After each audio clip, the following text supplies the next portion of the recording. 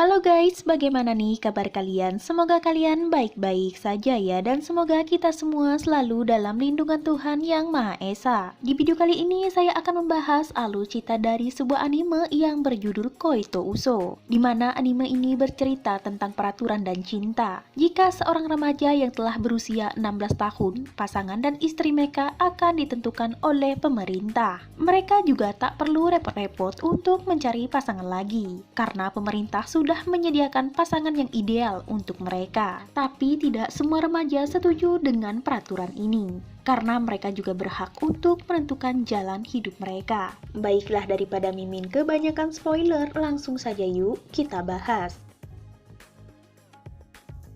Pertama-tama di video ini kita diperlihatkan dengan keberhasilan satu pasangan yang dijodohkan oleh pemerintah. Seperti yang sudah Mimin jelaskan di spoiler tadi, kalau perjodohan remaja ini telah diatur oleh pemerintah. Jadi mereka tidak perlu repot-repot untuk mencari pasangan lagi. Wanita ini adalah idol yang tengah populer di kalangan masyarakat. Sedangkan suaminya, dia adalah pria biasa yang sedang berkuliah di kota. Dan hubungan mereka ini pun telah disahkan oleh pemerintah dalam sebuah pernikahan.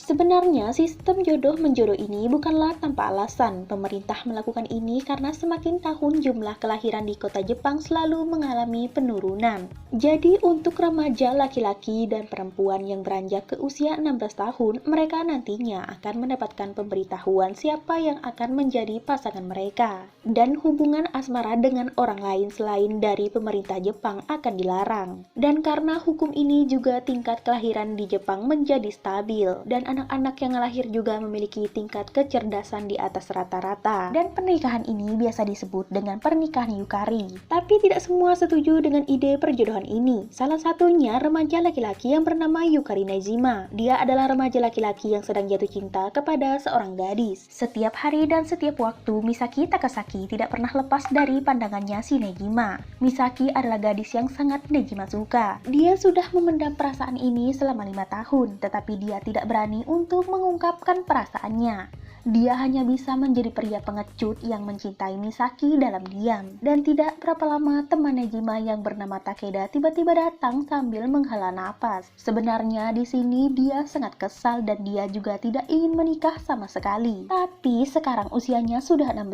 tahun dan dia sudah mendapatkan surat pemberitahuan dari pemerintah soal gadis yang akan menjadi istrinya nanti. Dia juga takut untuk datang ke pertemuan antar keluarga. Ya mungkin dia juga masih belum siap untuk menjadi seorang suami. Sebenarnya tidak hanya Takeda saja yang tidak setuju dengan perjodohan ini. Beberapa anak laki-laki lainnya juga kurang setuju dan mereka juga ingin bersumpah bersama kalau mereka tidak ingin menikah nantinya. Di tengah persumpahan ini tiba-tiba saja Takasaki juga menjadi ikut-ikutan. Rupanya dia juga tidak setuju dengan perjodohan pemerintah ini. Dan di tengah hadirnya Takasaki, beberapa remaja laki-laki ini malah kesenangan. Mereka berharap kalau nanti jodoh mereka adalah Takasaki. Dia adalah wanita yang sangat populer.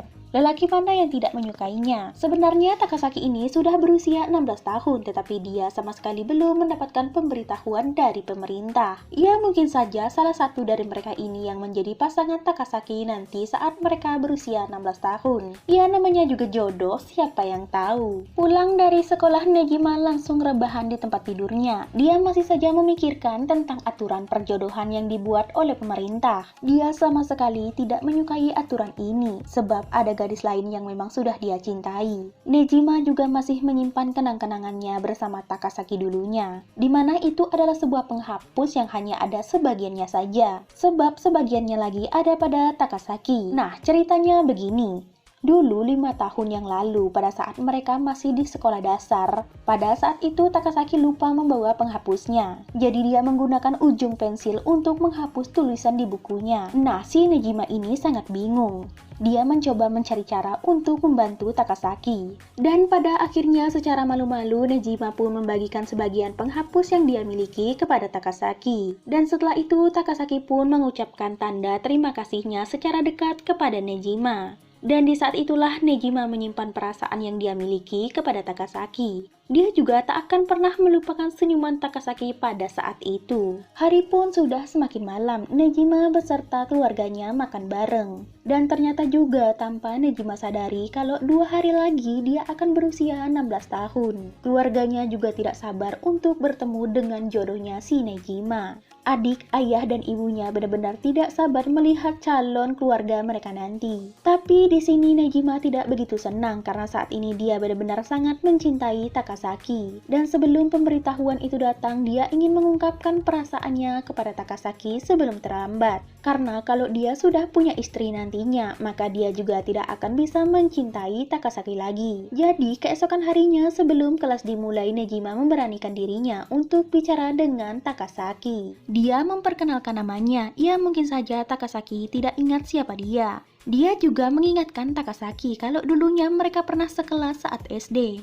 Tapi sayangnya Takasaki sama sekali tidak mengingat Nejima. Nejima kaget dong, selama ini ternyata hanya dia yang mengingat Takasaki. Nejima sebenarnya mengurungkan niatnya untuk bicara dengan Takasaki. Tapi kalau tidak bicara nantinya dia juga yang akan menyesal. Jadi Nejima memutuskan untuk mengajak Takasaki ketemu pukul 8 nanti malam di belakang SD mereka. Apapun yang terjadi, dia tetap akan menunggu Takasaki di sana. Malam harinya setelah pulang sekolah sebelum pukul 8, Nejima sudah ada di TKP. Dia benar-benar salah tingkah dengan bayangannya. Rupanya ekspektasi tidak sesuai dengan realita. Di mana di sini Takasaki belum kunjung datang sampai pukul 10 malam. Dan karena gabut, Nejima pun mulai main pasir-pasiran. Dan karena ulah Nejima ini sangat mencurigakan, jadi dia pun didatangi oleh polisi. Ya, untung saja dia tidak digotong ke kantor polisi. Jadi di sini Nejima masih tetap menunggu kedatangan Takasaki.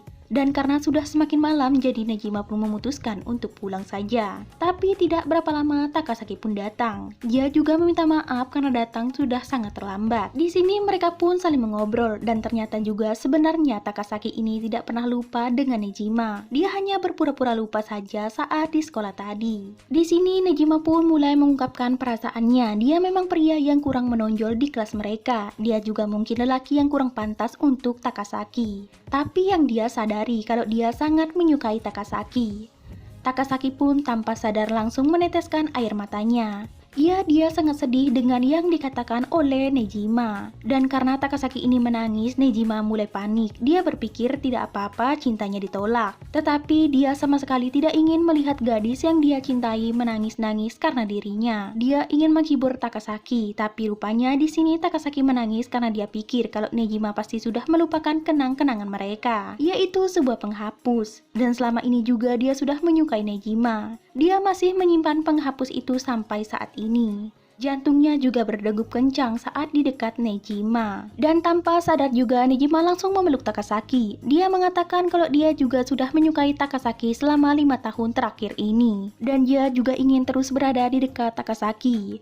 Wah, kedua insan ini benar-benar telah jatuh cinta kepada satu sama lain. Dan di sini juga Takasaki mengajak Nejima untuk berciuman. Ya, mungkin ini suatu ungkapan kalau mereka benar-benar mencintai satu sama lain. Dan tanpa menunggu lama lagi, Takasaki langsung saja mengambil posenya dan mereka pun berciuman. Tapi tidak berapa lama sebuah pesan pun masuk ke handphonenya Nejima. Itu adalah sebuah pesan pemberitahuan. Dan setelah dibaca-baca lagi, ternyata gadis yang akan menjadi istrinya Nejima nantinya adalah Takasaki. Tapi rupanya itu salah. Tidak berapa lama seorang pria dan seorang wanita tiba-tiba menghampiri Nejima. Mereka berdua ini dari Departemen Kesehatan, Ketenagakerjaan, dan Kesejahteraan. Mereka datang untuk memberikan surat pemberitahuan. Dan setelah dibaca lagi, ternyata gadis yang akan menjadi istrinya Nejima nanti bukanlah Takasaki, melainkan gadis lain. Nejima sangat syok mengapa pemberitahuan ini sangat berbeda dengan yang dia terima di handphonenya. Dan kedua orang ini pun menjelaskan, mungkin saja itu lagi gangguan karena pemberitahuan yang benar itu dokumen yang mereka bawa ini. Nah, setelah kedua orang tadi pergi, Takasaki pun mulai menenangkan dirinya. Dia mengatakan kalau Nejima jangan salah paham. Dia datang ke tempat ini hanya untuk mengucapkan selamat ulang tahun saja kepada Nejima. Tapi Nejima sama sekali tidak percaya karena tangan dan raut wajah Takasaki sangat berbeda. Dan tanpa menunggu lama lagi, Takasaki pun langsung saja berlari pergi dari sana. Nejima juga tidak akan tinggal diam begitu saja. Dia mengejar Takasaki, menggapai tangan Takasaki, kemudian memberikan pelukan hangat kepada Takasaki. Dan di hari berikutnya adalah hari di mana Nejima akan bertemu dengan calon istrinya. Tetapi Nejima enggan untuk pergi ke pertemuan itu. Dia memilih untuk datang saja ke sekolah. Dia takut ketahuan oleh gurunya, jadi dia menggunakan topeng untuk sampai ke kelas. Tapi keberadaan Nejima ini langsung disadari oleh Yosuke Nisaka. Dia adalah pria yang cukup populer di sekolah ini. Dia benar-benar populer karena ketampanannya. Di sini teman-teman Nejima lumayan kaget kenapa Nejima harus datang ke sekolah sedangkan dia ada pertemuan dengan calon istrinya. Dia juga dipanggil oleh guru BK. Guru BK ini lumayan kesal. Belajar memang penting, tapi masa depan Nejima juga penting. Orang tua Nejima juga sudah meminta izin ke pihak sekolah kalau Nejima tidak bisa masuk kelas. Setelah guru tadi pergi, Takasaki langsung saja menghampiri Nejima. Takasaki juga sangat kesal kenapa Nejima harus datang ke sekolah hari ini. Dia juga tidak mau dianggap sebagai penghalang bagi Nejima untuk bertemu dengan calon istrinya. Di sini Nejima hanya mengatakan kalau dia tak ingin bertemu dengan gadis lain. Bukankah lebih jelas kalau saat ini dia memang mencintai Takasaki? Tapi Takasaki mencoba untuk meyakinkan Nejima kalau pertemuan mereka kemarin adalah kesalahpahaman. Mereka hanya ada di dalam ingatan saja sebagai bagian dari masa lalu. Jika Nejima masih seperti ini lagi, dia juga merasa kerepotan dan Takasaki ingin kalau Nejima menemui calon istrinya. Di sini Nejima pun ikut ke pertemuan antar keluarga. Tetapi Nejima juga sangat kaget kalau ternyata calon istrinya ini benar-benar sangat cantik. Dia pikir kalau tidak ada gadis lain yang secantik Takasaki. Dan di pertemuan keluarga ini juga Nejima tak banyak mengobrol.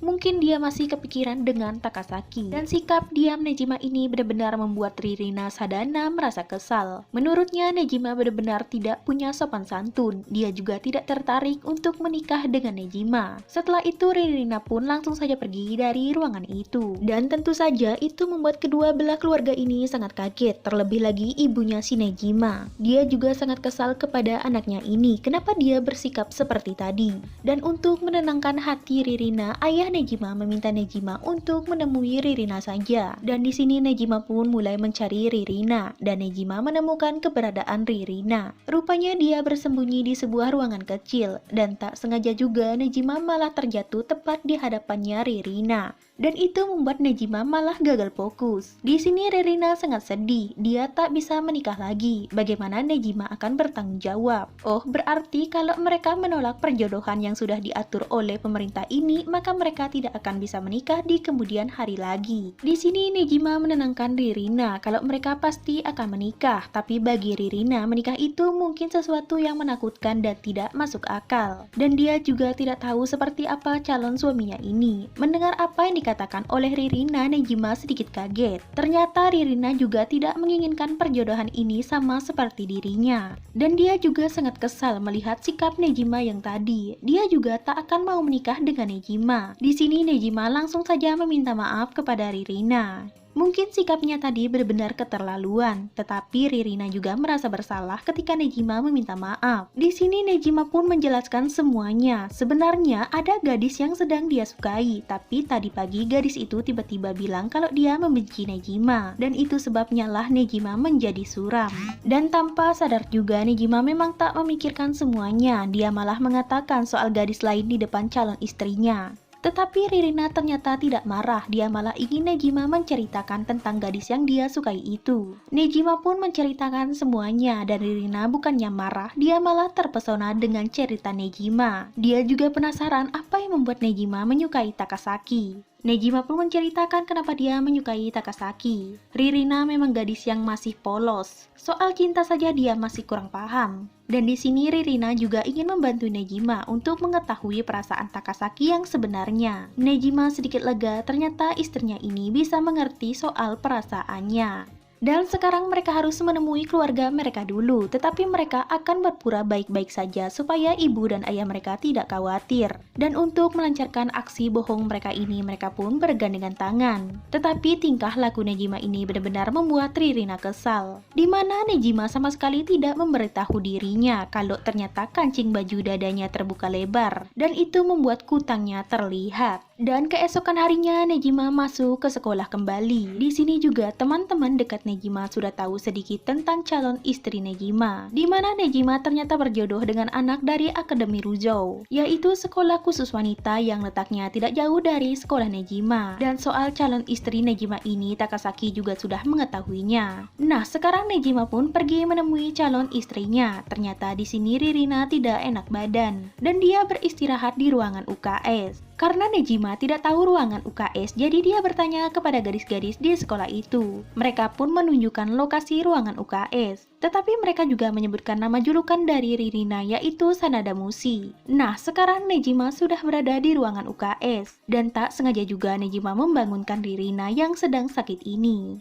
Dan karena Ririna menggunakan pakaian olahraga, jadi dia meminta Nejima untuk menunggu di luar dulu. Nejima masih penasaran dengan nama julukan Ririna, jadi dia pun bertanya. Tentu saja itu membuat Ririna sangat kaget dari mana Nejima mendengar kalimat itu. Dia juga sampai tidak sadar kalau dia keluar hanya menggunakan sempak dan seutas baju. Dia kesal dengan nama Sanada Mushi, dan itu juga membuat Nejima sangat kaget bukan main. Tapi kita skip saja soal ini. Di sini Ririna pun menjelaskan soal nama julukannya itu. Dia sebenarnya mempunyai penyakit dengan perawatan yang sedikit merepotkan. Tapi dia masih bisa bersekolah sampai ke semester 2 kelas 1 SMP. Pada dasarnya, para gadis mempunyai dunia dan aturan mereka sendiri, tapi Ririna benar-benar tidak bisa menyesuaikan dirinya. Tapi walaupun Ririna adalah gadis yang cukup pintar, dia masih sama sekali tidak bisa bergaul. Tapi walaupun begitu, dia juga tidak mau kalau mereka hanya berteman dengan dirinya karena dia pintar saja. Dan dari itulah dia dijuluki Sanada Mushi. Dan sepertinya juga sekarang mereka mulai sedikit lebih dekat daripada sebelumnya, karena Ririna lebih sedikit terbuka, jadi dia juga bisa lebih bergaul lagi dengan Ririna. Dan tiba-tiba saja Ririna langsung sadar kalau dia hanya menggunakan sempak saja. Sepulang dari sekolah, Ririna masih penasaran dengan kisah cinta Nejima dan juga Takasaki. Dia ingin Nejima menceritakan kisah cintanya ini kepadanya. Tapi tiba-tiba saja Takasaki lewat, dan itu membuat Ririna sadar dan langsung saja menghampiri Takasaki. Dan dia juga memperkenalkan namanya kalau dia adalah Ririna, calon istrinya Nejima. Dia tak ingin melabrak atau semacamnya. Dia hanya ingin mengobrol saja dengan Takasaki. Dia hanya ingin tahu apakah Takasaki benar-benar tidak menyukai Nejima. Di sini Takasaki juga bingung harus mulai dari mana dia menceritakan semuanya. Dan ternyata juga saat di kelas Takasaki sangat suka memandangi Nejima karena Nejima duduk tidak jauh dari depannya. Jadi setiap waktu dia bisa melihat dan menyukai Nejima seorang diri. Dan soal kisah cinta ini Ririna sama sekali tidak mengerti dengan yang diceritakan oleh Takasaki. Dan dari pengakuan Takasaki ini, Nejima benar-benar tidak menyangka dari tempat duduk belakang. Ririna benar-benar sangat penasaran dengan kisah cinta Takasaki dan juga Nejima. Dan setelah Takasaki menceritakan kisah cintanya ini, Takasaki juga penasaran apa yang membuat Ririna menyukai Nejima juga. Tapi Ririna juga masih belum tahu karena dia saja baru mengenal Nejima. Dan setelah dari pertemuan ini, mereka berdua pun langsung berpisah. Di sini Ririna sedikit sedih, pertemuan ini benar-benar sangat menyenangkan. Dan apakah sekarang dia juga menyukai Takasaki? Dan tentu saja Nejima langsung menyangkalnya. Kalau Ririna salah, itu bukanlah perasaan cinta. Karena Ririna saja tidak menyukai niat untuk mencium Takasaki. Mendengar kata cium, Ririna langsung sadar apakah Nejima dan juga Takasaki pernah berciuman. Dan dengan nada yang kecil, Nejima menjawab kalau dia pernah berciuman dengan Takasaki. Tapi bukannya marah, Ririna malah mengatakan kalau ini adalah ide yang bagus. Dan dia juga meminta Nejima untuk mencium Takasaki sekali lagi. Di hari selanjutnya, Nejima sangat gelisah karena calon istrinya ini mengundangnya untuk datang ke rumahnya. Tapi tiba-tiba saja Nisaka datang. Nejima pun menceritakan kegelisahannya ini, dan itu membuat Nisaka langsung menyeletuk. Mungkin saja mereka akan melakukan sesuatu nantinya. Nejima yang mendengar itu langsung saja salah tingkah, karena calon istrinya ini sama sekali tidak ada niatan untuk menikah dengannya, dan mereka juga masih belum berpacaran. Tapi di sini Nisaka juga sangat kagum dengan Jima, karena dia sangat berani untuk datang ke sekolah khusus putri demi menemui calon istrinya. Dan dia juga sangat mengingat pertama kalinya mereka bertemu 1 tahun yang lalu di tempat les. Pada saat itu Nisaka mau dihajar oleh seorang pria karena calon istrinya sangat terpesona melihat ketampanan Nisaka waktu di kereta. Jadi pria ini meminta Nisaka untuk jangan menaiki kereta yang sama dengan istrinya lagi. Tapi tiba-tiba saja di sini Nejima tanpa sengaja melihat kejadian itu. Dan itu membuat pria garang ini juga ingin menghajar Nejima. Dia kira Nejima akan melapor kepada guru mereka. Ya, Nejima memang melaporkan kejadian ini tetapi bukan kepada guru melainkan kepada polisi. Memang kocak. Dan tentu saja itu membuat Nisaka dan pria garang ini sangat kaget. Nisaka benar-benar tak bisa menahan tawanya saat mengingat masa lalu mereka yang konyol. Dan seminggu telah berlalu sejak pertama kali surat pemberitahuan itu datang. Nejima juga sudah mengungkapkan perasaannya kepada Takasaki.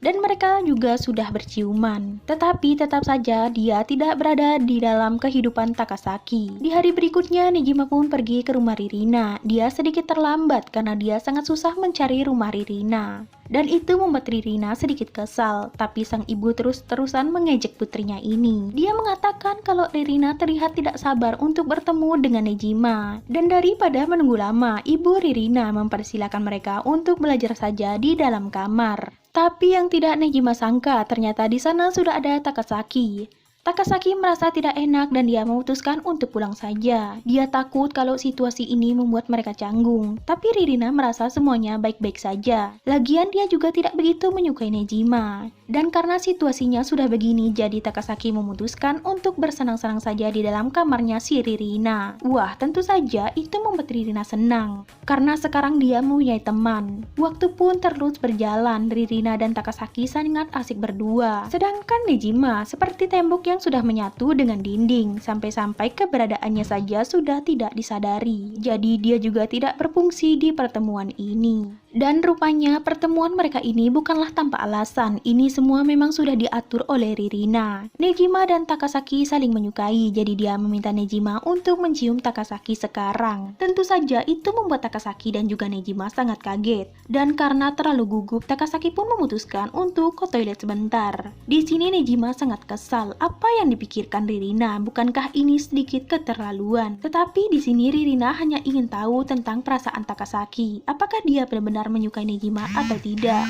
Dan tidak berapa lama Takasaki pun datang. Di sini dia setuju untuk melakukan ciuman dengan Nejima. Jika Ririna ingin melihatnya, saksikan saja. Nejima sangat gugup. Apakah dia harus melakukan ini di depan calon istrinya? Nejima dan Takasaki mulai malu-malu. Takasaki pun mulai beraksi. Tapi di saat keduanya mulai berciuman, Nejima malah tidak bisa mengatur degup jantungnya dan itu membuat mereka gagal bercium. Tetapi ekspresi wajah Ririna benar-benar sangat berbeda dari sebelumnya. Dan karena hari juga sudah semakin sore, jadi Takasaki memutuskan untuk pulang saja. Pertemuan ini sangat menyenangkan dan kejadian tadi apakah membuat jantung Ririna menjadi berdegup, tanya Takasaki. Di sini Takasaki sangat berharap kalau Ririna bisa mencintai Nejima juga. Karena dia kan calon istrinya si Nejima. Karena mereka juga pasti akan cocok saat bersama. Meski saat ini dia tidak peduli, tetapi cepat atau lambat Ririna pasti akan peduli. Tapi setelah Takasaki pergi, Ririna menjadi aneh. Dia bingung dengan perasaannya atau tidak. Tapi dia tetap meminta Nejima untuk mencium Takasaki setiap hari. Wah, tentu saja itu membuat Nejima semakin kaget. Nah, sekarang Nejima akan pulang, tetapi dia diantar oleh Ririna sampai ke bus berikutnya. Tetapi saat di jalan, mereka bertemu dengan Nisaka, teman baik Nejima. Dan di sini Nisaka bertanya siapa gadis yang ada di dekat Nejima itu. Nejima pun memperkenalkan calon istrinya ini kepada Nisaka. Tapi Nisaka langsung nyeletuk saja. Dia mengatakan kalau Ririna ini masih sangat perawan. Ya, Nejima juga sedikit kaget. Tanpa mereka cari tahu juga sudah jelas kalau Ririna ini memang masih perawan. perempuan. Dan setelah itu Nisaka pun langsung pergi dari sana. Ririna sangat kesal, Nisaka adalah pria mesum, tak seharusnya dia mengatakan hal semacam itu. Tapi bagi Nejima, Nisaka bukanlah pria yang mesum, dia cukup baik di mata Nejima. Di hari berikutnya adalah pelajaran olahraga, cuacanya begitu panas dan banyak sekali gadis-gadis penggemar Nisaka yang begitu antusias dengan Nisaka. Tapi tak sengaja juga mereka berpapasan dengan Takasaki. Takasaki begitu cantik dengan pakaian olahraganya, ditambah lagi rambutnya yang dikuncir ke atas. Tetapi di perlintasan ini tatapan mata Takasaki dan juga Nisaka tampak begitu aneh. Dan dari sini Nejima mulai kepikiran apakah ada hubungan khusus antara keduanya ini. Tetapi mereka juga sangat cocok, mereka sama-sama menawan dan sama-sama populer juga. Tetapi tetap saja Nejima masih sangat penasaran dengan hubungan keduanya ini. Dan di sini Nejima pun bermaksud untuk menemui Nisaka, tetapi langkahnya dihentikan oleh Takasaki. Takasaki ingin berbicara empat mata dengan Nejima. Dia ingin tahu apakah Ririna mengatakan sesuatu kemarin saat dia sudah pulang. Nejima pun menjawab tidak ada, dia hanya memintanya untuk mencium Takasaki sekali sehari. Wah, tentu saja Takasaki juga kaget apa yang sebenarnya yang ada di dalam pikiran Ririna. Tapi tiba-tiba saja ada seorang guru lewat, jadi mereka harus bersembunyi. Tapi di sini Takasaki malah mencium Nejima dan Nejima juga membalasnya. Ini bukanlah ciuman biasa, ini adalah ciuman yang panas. Dan tak sengaja juga apa yang terjadi ini dilihat oleh Nisaka. Dan betapa kagetnya Nisaka melihat keduanya ini. Beberapa jam kemudian saatnya mereka akan pulang, tetapi Nejima memutuskan untuk pulang terlambat. Dia ingin berbicara dengan Nisaka. Nisaka ada keperluan sebentar, jadi dia meminta Nejima untuk menunggunya. Dan tidak hanya Nejima, Nisaka juga ingin bertanya tentang sesuatu hal kepada Nejima. Dan Nejima menunggu Nisaka sampai dia benar-benar mengantuk. Dan di saat Nisaka sudah kembali ke kelasnya, Nejima masih saja tidur. Dan di sini Nisaka teringat dengan kejadian yang dia lihat, entah apa yang sebenarnya terjadi. Nisaka langsung saja mencium bibir Nejima tanpa dia tahu. Entah itu ciuman atau hanya sekedar mendekatkan wajah saja. Beberapa saat pun berlalu, akhirnya Nejima bangun juga. Nisaka pun bertanya apa yang ingin Nejima ketahui. Nejima pun menjawab dia ingin tahu apakah ada gadis di kelas ini yang Nisaka suka, seperti Takasaki mungkin. Nisaka pun menjawab kalau dia menyukai Takasaki, memangnya kenapa? Wajah Nejima sedikit gugup, tetapi Nisaka hanya mengatakan kalau dia hanya bercanda, jangan dimasukkan ke hati. Nejima hanya menunggu lama, rupanya hanya bertanya soal itu, kocak. Dan setelah itu mereka pun pulang ke rumah masing-masing. Nah teman-teman, itu tadi adalah part 1 dari anime yang berjudul Koito Uso. Bagaimana nih menurut kalian alur cerita anime ini? Komen di bawah ya. Mimi benar-benar penasaran ada apa sebenarnya. Apakah Nisaka dan Takasaki mempunyai hubungan khusus yang semua orang tidak boleh tahu? Ya, kita lanjut saja di part berikutnya saja ya. Kalau begitu Mimi